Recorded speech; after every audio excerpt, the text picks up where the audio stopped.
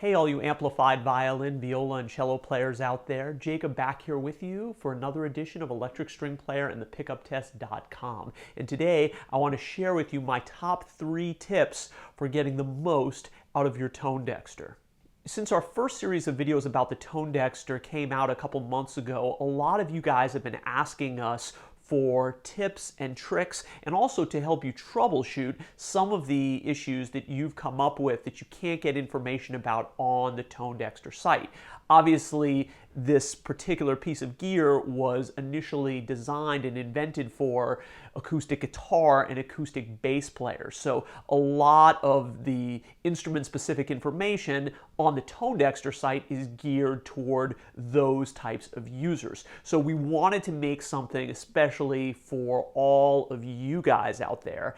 And here we go. Tip number 1. So we thought IR month would be the perfect time to release this video, and I hope it helps all of you guys get the most out of your Tonedexter. So here we go. Tip number 1, avoiding that hissy sound.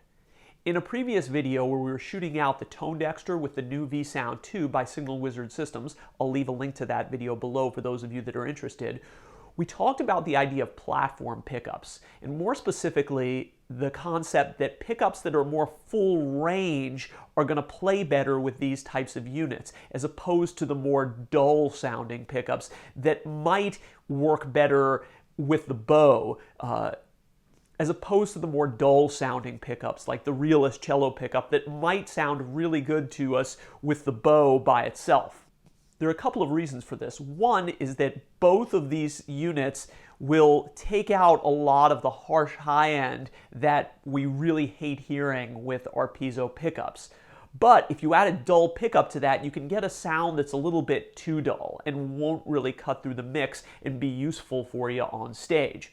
But there's something else at play here, and in the case of the Tonedexter, it has a lot to do with how the unit actually works. So with the Tonedexter, we're training a pickup to sound like a microphone that we also have plugged in.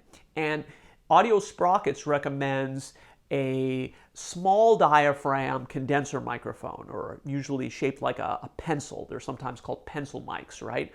Now, these microphones have a very realistic sound and generally give a lot of top end, a lot of that breathy quality that can be really helpful in a lot of recording situations.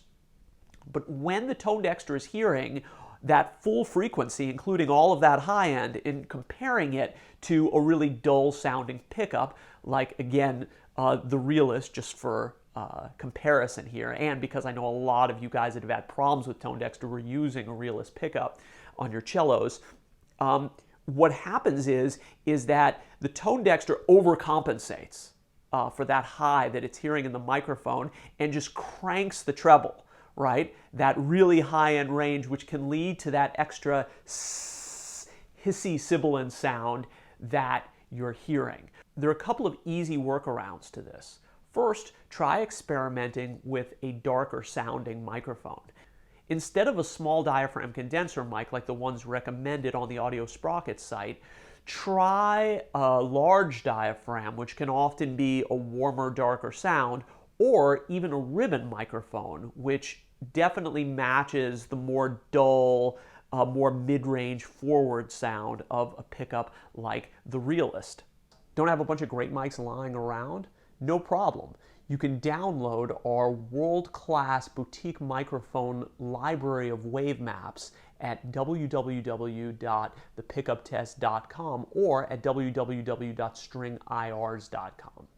Secondly, you might want to consider experimenting with different brighter pickups that have more full range and high end. Now, I know especially in the cello world, a lot of us avoid these pickups because we don't like how they sound with the bow, but keep in mind that these units are excellent at evening out that harshness and taking away that quacky piezo sound. This can also be a huge advantage for those of you that own one instrument and have a lot of classical performances where you don't want to pick up on. In that, it can open up the door to lower quality, more removable pickups. So if you have the money or the time, or you're just getting into this amplified game and know you're going to want to use a Tonedexter or a V-Sound, you might want to start there. You can go to the pickuptest.com and hear all of the pickups that are out there and shoot them out for yourself. For tip number 2, I want to talk about the SD card slot. Now, one of the things that I really appreciate about the Signal Wizard Systems unit, as opposed to the Tonedexter, is that all of the updates and changes can be done via a USB port. That's a lot more similar to a lot of the commercial gear that's available for guitar players. First and foremost, the SD card slot is extremely fragile in the Tonedexter. So when you are putting in a card, make sure that you do not insert it too forcefully. This may seem obvious, but I found that compared to my Mac laptop or my iMac, I also want to talk about avoiding the NSD error message. So whenever you update the unit, or if you're adding new Wavemaps and then have to update the unit again afterwards, it's very easy to get a message that says NSD. And what I found is that you really have to be careful that your card is formatted correctly.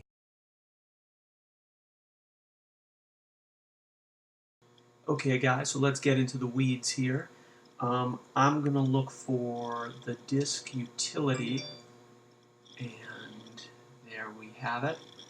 So this is going to kind of show me a picture of the different disks, including any SD cards that I have on my Mac. So here's the SD card reader, the media, and if I hit erase on this card, you'll notice that there are a few different formatting options. Now this Mac extended journaled is what most Macs are going to default to. So if you've been using this card for anything else, including I found with a lot of my cameras, by default it's going to be in this Mac OS extended journaled. And what we want is we want it to be an MS-DOS FAT. The Tonedexter manual says FAT32, but that's going to be the same in this case if your card is more than 32 gigs as FAT. And it's really important that you reformat it and keep it as FAT, because if it's saved as an extended journaled, you can load on the Tonedexter utilities, and you can load it into the Tonedexter, and the Tonedexter will go through the boot up process and even say done. But when you pull out the disk and restart up the Tonedexter again, you will get that NSD or no SD card, and the Tonedexter will not work for you. So even if you think it's running properly, it won't unless you've reformatted it to this MS-DOS FAT. And I'll just give it a name just for fun. I'll call this my Tonedexter disk, and then it will start erasing. One thing that you can also do, because SD cards are so unbelievably cheap these days, is you can, and I would highly recommend this, just buy an SD card, a really cheap one. Obviously the Tonedexter stuff doesn't need a lot of, doesn't take up a lot of space, it's just a few kilobytes. So buy yourself a 1 gigabit SD card for, $4.99 at your local convenience store, and just have that separately with the newest version of the operating system, so you can always use that to boot up and make sure it's formatted correctly. Because each acoustic space and each gig is a little bit different, and so your needs as a performer are always going to change a bit, one thing that I like to do is to create several different versions of a Wavemap that I like. So if I have a microphone in just the right spot and I love the Wavemap I've created, I'll take an extra minute to make a copy of that Wavemap with the microphone a little bit closer and then a little bit further away, just to get some more air if I want that in my sound.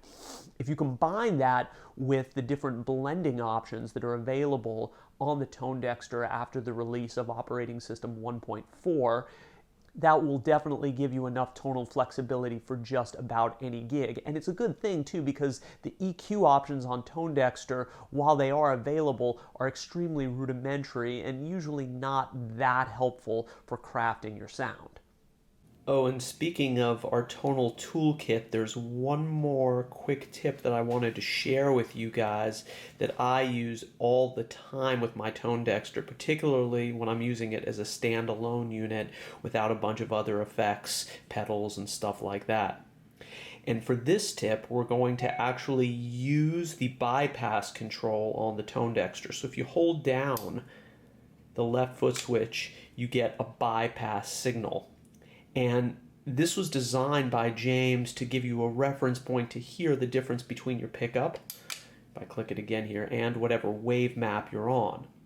But I like to use this bypass as a second volume control. So obviously we have our boost here, right, when that green light comes on, and you can set how much boost you want with your wave map, and that's obviously really helpful for soloing. But sometimes when I'm pitsing and I need something even more, or if I'm bowing and I need even more top end and grit to cut through, in other words, it's getting really loud, instead of using the boost, I will actually use the bypass. Now, if you've used this Tonedexter before, you know that the bypass, that's that direct pickup sound, is considerably louder right off the bat. But it also gets you back into that gritty, nasty, punchy area that, you know, when the band's playing really loud and you just need to cut through, this can really help.